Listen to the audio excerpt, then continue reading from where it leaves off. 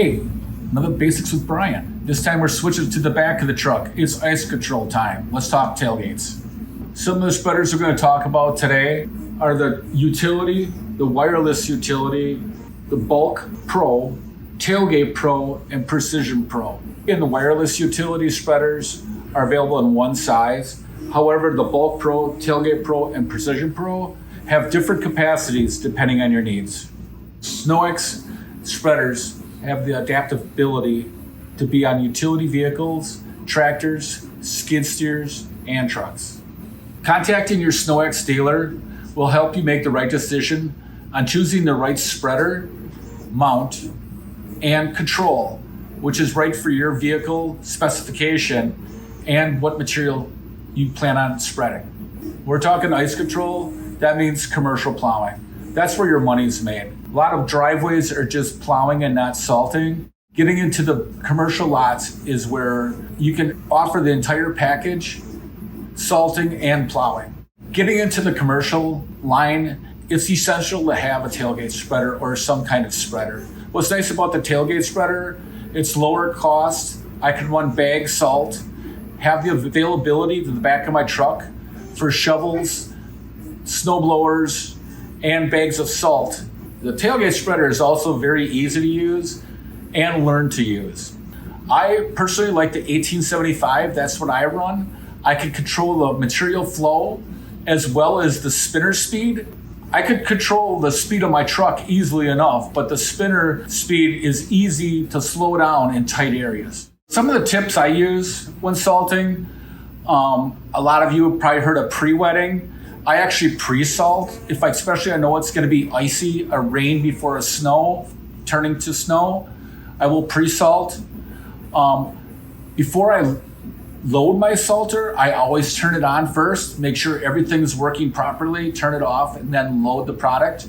When I'm salting in a lot, I will open it up full blast. I could probably reach 40 feet in big areas, and just by reaching down on a turn of a knob, I could slow it down and control my pattern in real tight areas without spreading against a building or putting it unnecessarily on grass or other surfaces I don't want. If I really want to concentrate on a small area, I could probably get the width down to 3 feet by just letting it almost run off the spinner, which is also nice about the 1875.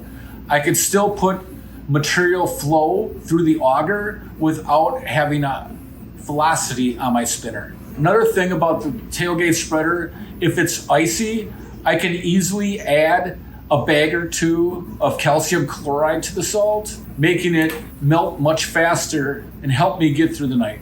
I always like clearing the lot first with the plow, and I try to do the whole lot. If it's snowing, sometimes obviously I might not be able to do that. And as I'm plowing, I might drop some salt, especially in key areas.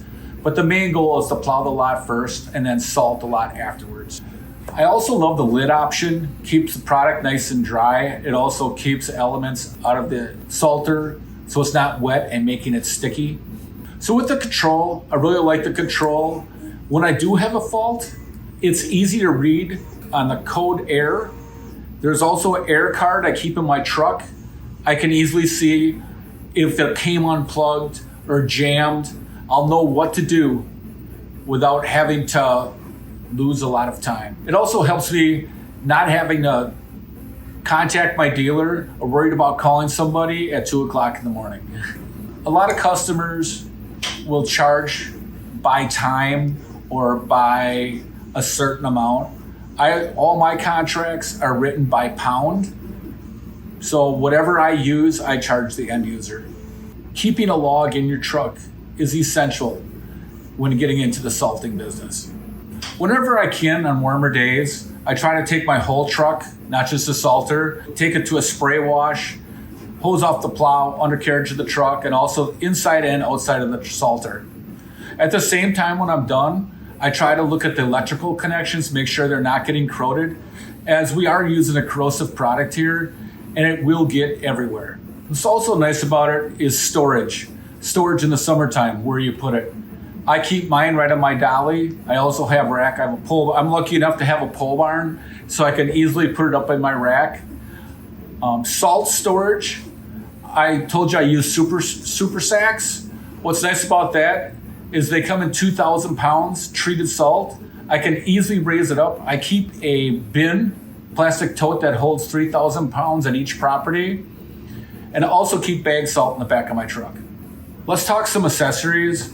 One of the biggest ones for me is the work light. I need to have it pointed down. I also have one pointed backwards, but I want to know where the salt is going. I also am a big fan of the vibrator. I know a lot of the salters come with it and or will be an accessory, a great addition to your salter. Another nice accessory is a material monitoring camera. It allows me to look forward, seeing the material flow versus having to look in my mirror at the work light. Keeps my eyes forward on where I'm going and not so much having to worry about the salt. Very good accessory.